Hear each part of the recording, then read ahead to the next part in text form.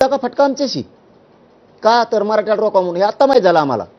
हे आत्ता माहीत झाली ही गोष्ट की आमच्या वकील बांधवांना सुद्धा कुठलंही सांगितलं गेलं नाही. कुणी याचिका दाखल केली तर तुमचं म्हणणं म्हणलं जातं, नोटीस काढली जाते, नाही उभा राहिले तर मग बोललं जातं. ही अवघड सिस्टम आहे, अवघड सिस्टम आहे. सरकारनं ना जाणून बुजून मराठ्यांची दगाफटका करायला ठरवलंय. पण आम्ही मराठी थांबणार नाहीत. आम्ही शांततेत मुंबईत येणार. मनोजराव, आज जर दिवसभरातल्या जर आपण प्रतिक्रिया बघितल्यात तर सत्ताधारी पक्षाकडून तुमच्यावर जोरदार टीका केली जाते आहे. शिवाय इतरही जे घटक आहेत, म्हणजे गुणरत्न सदावर्तेंनी तुमच्या विषयी दिलेली प्रतिक्रिया असेल किंवा लक्ष्मण हाके ज्या प्रकारचे तुमच्यावर टीका करतायत, आणि भाजपचे नेते सुद्धा जे म्हणतायत की आता विषय सोडून व्यक्ती केंद्रित हे आंदोलन होत चाललेलं आहे. हे नेमकं का होतं आणि याचा फटका आंदोलनाला बसू शकतो असं वाटतं का? किंवा कुठल्या ह्या दिशेने या सगळ्या ज्या गोष्टी चाललेल्या आहेत, व्यक्ती केंद्रित आंदोलन होणं आणि ज्या प्रकारचे शब्द सगळीकडून वापरले जात आहेत, जी भाषा वापरली जाते, त्याच्यामुळे आंदोलनाचा मूळ उद्देशापासून बाजूला नेलं जात आहे का?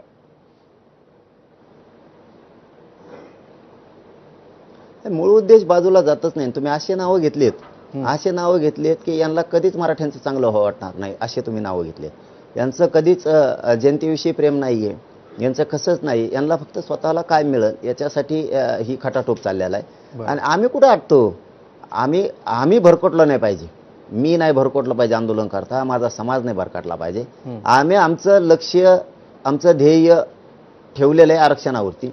मुख्य उद्देश आम्ही डोळ्यासमोर ठेवून आमची चाल सुरू आहे. आम्ही चालतोय, आम्ही थांबत नाहीयेत.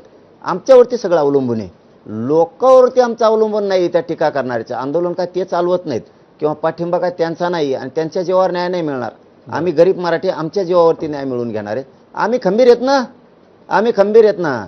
तुम्ही कितीही चाली करा. आता मान्य न्यायालयाच्या आडून मराठ्यांचे मारेकरी देवेंद्र फडणवीसांना बनायचं, ही शोकांतिक आहे या लोकशाहीची. इंग्रजाच्या काळात सुद्धा असं झालं नाही.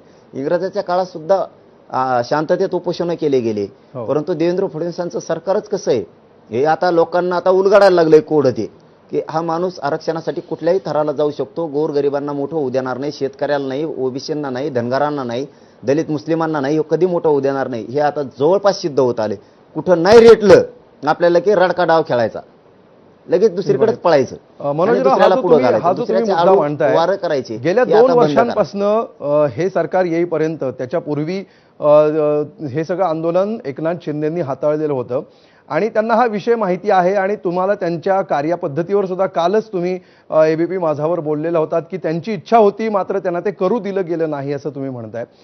आत्ता सुद्धा एकनाथ शिंदे उद्या आता ते त्यांच्या गावी चाललेले आहेत गणेशोत्सवासाठी. या सगळ्या प्रक्रियेमध्ये आता विखे पाटील आलेले आहेत, जिथे चंद्रकांत पाटील होते त्यांच्या जागी इतरही अनेक नेते येत आहेत. मात्र या सगळ्या प्रक्रियेत एकनाथ शिंदे नाही आहेत किंवा ते काही जाहीर भूमिका घेत नाही आहेत. याच्याकडे आपण कसं पाहता?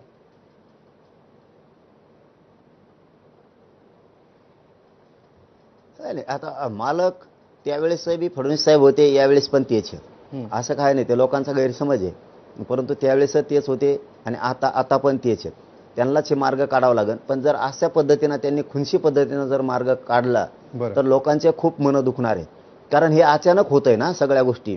आता तुम्ही याचिका अंधारातच दाखल करणार, तुम्ही तुमचे मला वाटतं महाधिवक्ता उभा करणार राज्य सरकारच्या वतीनं, मग त्यांनी काहीतरी निदर्शनास आणून देणं आणि मग रात्री आम्हाला आता निघायच्या टायमाला सांगणार तुम्ही.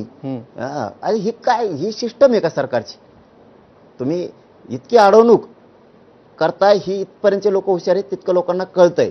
आणि मान्य न्यायालय असं कुठं म्हणलंय त्याच्यात की तुम्हाला नाहीये म्हणून, बरोबर का? आम्हाला काय परवानगीचं असं मान्य न्यायालय म्हणलेलंच नाहीये. त्यांचा शांततेचा विषय आहे आणि ते बरेच विषय मांडलेत. आता त्याचं मराठी ट्रान्सलेशन करतो आम्ही, ते होईल आता, त्याच्यात काय दुमत नाही.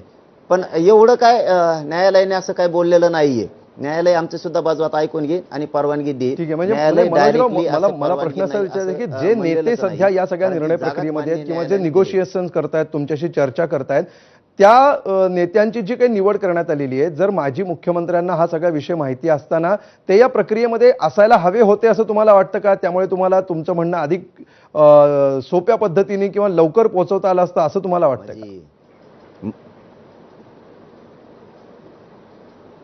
म्हणजे माजी मुख्यमंत्र्याला हे विषय माहिती आहे म्हणून त्यांनी पुढे यावं. आणि आत्ताचे मुख्यमंत्री आहेत हे शेंबडं पोरग, यांना काही माहितच नाही आरक्षणातलं. सांगायला बरं जमतं 2014 पासून मराठ्याला दिलं म्हणून, हे जमतं. माझे मुख्यमंत्र्याला अभ्यास आहे म्हणजे त्यांना पुढं घालून त्यांचा बळी द्यायचा आणि यांना असं मजात राहायचं अंग राखून. ही सिस्टम चांगली नाही ना. किंवा ते उपमुख्यमंत्री अजितदादा आहे यांना पुढं घालायचं आणि तुम्ही मात्र नामाने रडायचं. करून घेणारे सगळे तुम्ही, पण मी नाही बा त्यातला, हे दाखवायची भूमिका तुमची देवेंद्र फडणवीस साहेबांची. ही किती दिवस चालणार आता? तुम्ही काय हुशार नाहीत का आरक्षणात? सांगताना बरं चालतं की मी जितकं दिलं तितकं मराठ्यांना कोणीच नाही दिलं. मग ही आरक्षणाची सगळी माहिती त्यांना आहे ना. तर त्यांची सिस्टम कशी आहे की मराठ्याला हिनवायचं, मराठ्याला अपमानास्पद वागणूक द्यायची, मराठ्याला आरक्षण द्यायचं नाही आणि वेळेप्रसंगी हे असले डाव खेळायचे, पदराच्या आडून गेला पाहिजे. हे धंदे लय दिवस चालत नसते, तर हे चालणार नाहीत. तुम्हाला जसं न्याय देवताय तसे आम्हाला पण न्याय देवताय. न्याय देवता आम्हाला सुद्धा न्याय देणार, 100% देणार आणि आम्ही उद्या मुंबईकडे निघालो. सरकार उलथवून टाकू शकतो जर आपल्याला आरक्षण मिळालं नाही तर, असा इशारा तुम्ही परवा दिवशी जी पत्रकार परिषद घेतली कालच त्याच्यामध्ये दिलेला होता. ह्याच्याविषयी अनेकांना उत्सुकता आहे की म्हणजे तुम्हाला नेमकं काय म्हणायचं आहे? तुम्ही हे राजकीय विधान करताय, पॉलिटिकली सरकार उलथवून टाकू आम्ही असं तुम्ही म्हणताय, त्यासाठीची तुमची जी राजकीय तयारी आहे त्या अनुषंगाने म्हणताय की तुम्हाला दुसरं काही म्हणायचंय?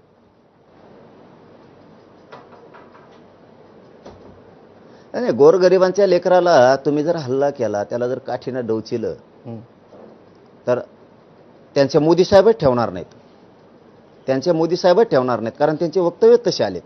गोव्याला जायचं, इकडून त्यांच्याच पक्षाचे लोक नादी लावून न्यायचे आणि तिकडे म्हणत मी ओबीसीसाठी काम करणार, मग मराठ्यासाठी नाही करणार. दुसरा शब्द वापरला, मराठी मुंबईत यायला लागलेत. पत्रकार बांधवांनी विचारलं तर म्हणे पोलिसं बघून घेते, म्हणजे का धमक्या द्यायलात का? मग हे असे वक्तव्य तुम्ही का वापरता? मराठ्यांनी सत्ता दिली तुम्हाला, ते मोदी साहेब त्यांच्यावरती 100% त्यांची सत्ता उलटून टाकू शकतात. कारण जर त्यांनाही राग लागणार असला यांच्यामुळं आणि जनता आणि या राज्यात अशांतता पसरणार जर फडणवीस साहेबांमुळे असेल तर ते जनता उलटून टाकणार, ठेवणार नाहीत. कारण तुम्ही गोरगरिबांचे लेकरं मारणार, त्यांना हाणणार आणि तुम्हाला काहीच वाटणार नाही. तुमच्या घरातल्या तुम्हाला लेकी बाळी वाटणार, मुलं वाटणार आणि गरीब मराठ्यांचे तुम्हाला लेकरं बाळं नाही वाटणार. हे कोणचा राज्याचा कारभार चालवता? त्याचा पाठीमागचा उद्देश आहे. तुम्ही म्हणजे एकाही पोराला मनोज